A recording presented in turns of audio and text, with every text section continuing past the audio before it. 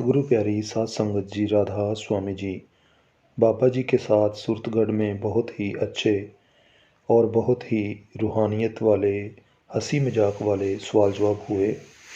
आज मैं आपको इस वीडियो के माध्यम से शेयर करने वाला हूं जी। आप सभी से हाथ जोड़कर विनती है कि चैनल को ज़रूर सब्सक्राइब कर लें जी।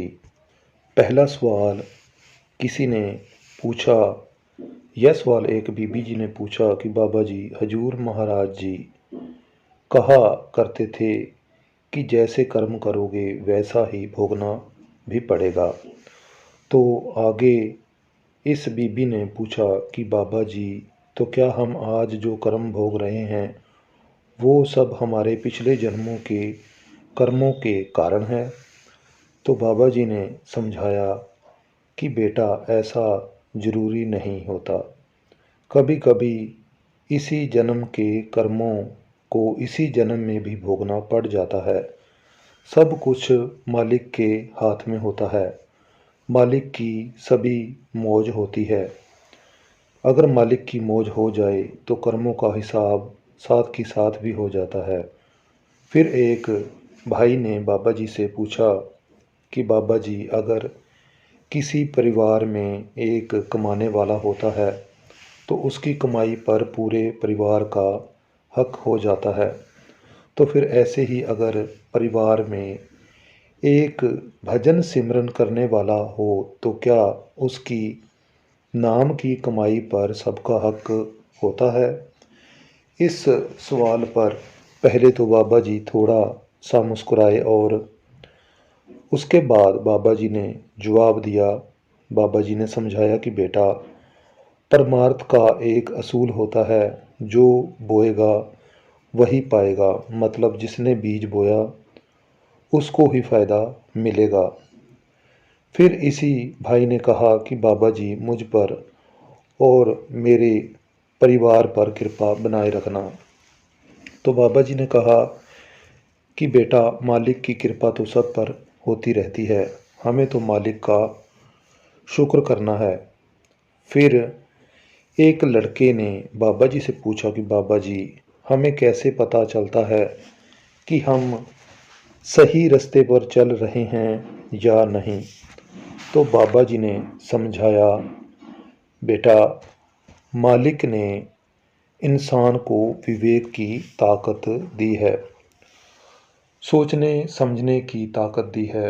विवेक की ताकत का इस्तेमाल कर कर यह फैसला तो हम खुद ही कर सकते हैं कि जिस रास्ते पर हम चल रहे हैं वो सही भी है या नहीं। आगे बाबा जी ने समझाया कि बस हमें तो यह ध्यान रखना है कि हमारी वजह से किसी को भी नुकसान ना पहुँचे, किसी का भी दिल ना दुखे। फिर ने बाबा जी से पूछा कि बाबा जी, जब भी कोशिश करता हूँ लेकिन ध्यान एकाग्र नहीं हो पाता।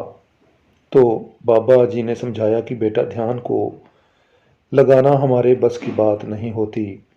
हमारा काम तो बैठना और कोशिश करते रहना है और गिनती में नहीं डालना चाहिए। फिर यही बीबी ने फिर पूछा कि बाबा जी, दया मेहर करना।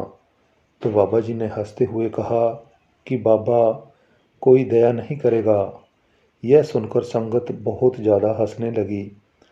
फिर एक भाई ने बाबा जी से पूछा कि बाबा जी, मेरे पड़ोसी मुझे कहते हैं कि तू तो राधा स्वामी से जुड़ा हुआ है, इसलिए तू किसी मंदिर या गुरुद्वारे में नहीं जा सकता। तो बाबा जी ने कहा कि बेटा, क्या आपने मेरे मुख से यह सुना है, मेरे मुंह से यह सुना है कि मैंने कहीं और जाने के लिए मना किया हो? आगे बाबा जी ने फिर कहा कि बेटा, हम किसी भी धार्मिक स्थान पर जाएं, हमें तो वहाँ दिए जाने वाले उपदेश को सुनना है और अमल में उसे लाना है। पुराने समय में लोग मालिक का ध्यान करने किसी खास स्थान पर चले जाया करते थे, जिसको सब मंदिर कहने लगे। आगे बाबा जी ने कहा कि बेटा, कहीं भी जाओ, कहीं से भी जुड़ो, लेकिन आखिर में करनी तो एक ही मालिक की भक्ति है।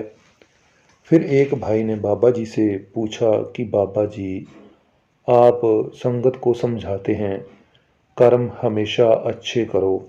अगर सब कर्म अगर सब कुछ कर्मों पर ही निर्भर है तो क्या किस्मत का कोई रोल होता है?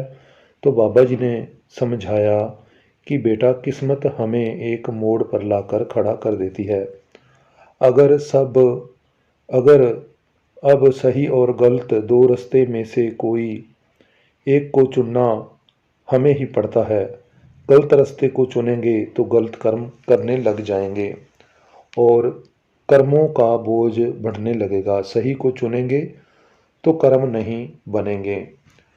फिर एक लड़के ने बाबा जी से कहा कि बाबा जी, मेरी मम्मी को नामदान की पर्ची इसलिए नहीं दी गई क्योंकि सेवेदारों ने जब उनसे पूछा कि क्या आप केक खाते हो तो मेरी मम्मी ने कहा हाँ, और क्योंकि हमारे घर में किसी खास ओकेशन पर केक आ जाता है तो इस वजह से सेवेदारों ने पर्ची देने से मना कर दिया।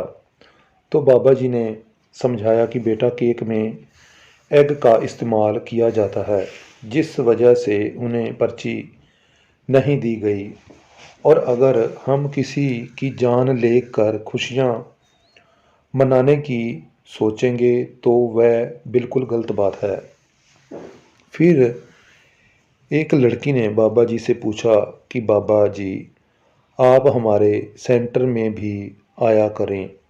तो बाबा जी ने कहा कि बेटा, यह बड़े सेंटर संगत की सुविधा के लिए ही बनाए गए हैं, जिससे कि हम सब एक साथ इकट्ठे हो सकें।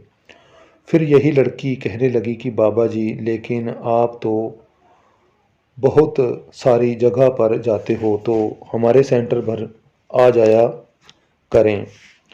तो बाबा जी ने हंसते हुए कहा कि बेटा, अब तो मैं बूढ़ा हो गया हूँ, अब तो मैं डेरे में ही रहता हूँ, रहा करूँगा।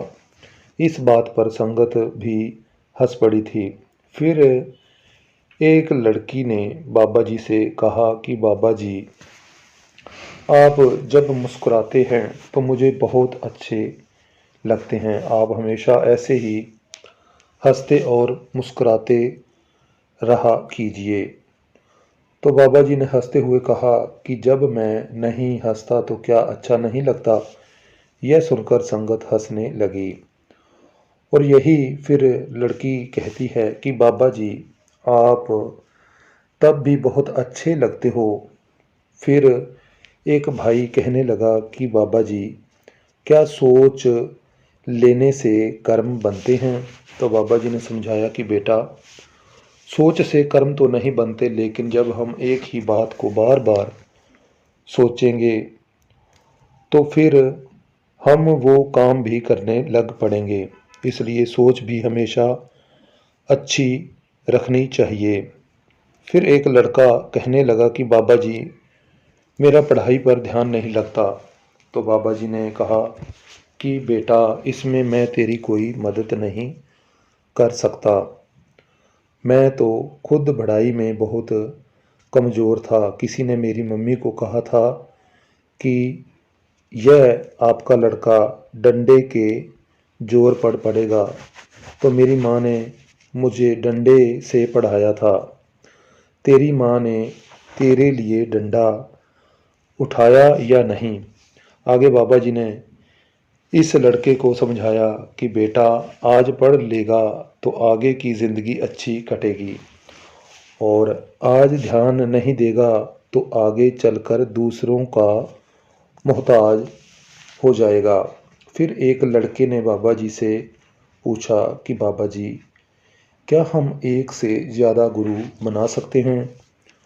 तो बाबा जी ने समझाया कि बेटा, एक क्या 10 बना लो, कोई मनाही नहीं है। फिर आगे बाबा जी ने हंसते हुए कहा कि क्या तू 5 बीवियां संभाल सकता है? तो वो लड़का कहने लगा, नहीं बाबा जी, बिल्कुल नहीं। यह सुनकर संगत बड़ी ही जोर जोर से हंसने लगी। माहौल बड़ा हंसने वाला बन गया था। फिर आगे से बाबा जी ने कहा कि एक से ज़्यादा गुरु होंगे तो आखिरी समय में कौन लेने आएगा। यह सुनकर संगत फिर हंसने लग गई। इस सवाल और इसके जवाब पर पंडाल में बहुत ज़्यादा हंसी का माहौल बन गया था। फिर एक भाई ने बाबा जी से पूछा कि बाबा जी, बाहर के दर्शनों और अंदर के दर्शनों में क्या अंतर होता है। तो बाबा जी ने समझाया कि बेटा, असल दर्शन तो अंदर से ही होते हैं। बाहर जो दर्शन करते हैं यह तो एक हमें मोटिवेशन देता है, प्रेरित करता है कि जिससे हम अंदर भजन सिमरन कर सकें और कोई रुकावट ना आ सके और मालिक के प्रति हमारे अंदर प्यार पैदा हो।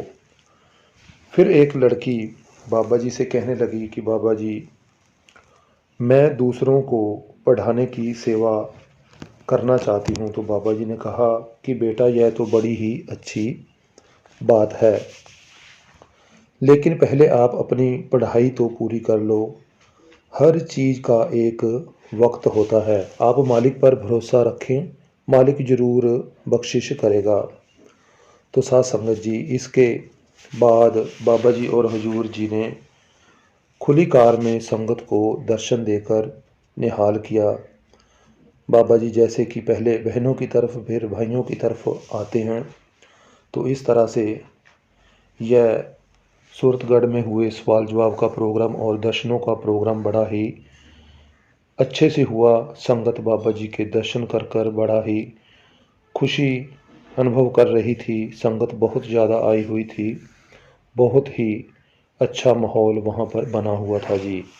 तो साथ संगत जी, आज के सवाल जवाब में बस इतना ही। चैनल को ज़रूर सब्सक्राइब कर लें ताकि फिर से आने वाली वीडियो को आप पहले देख सकें जी।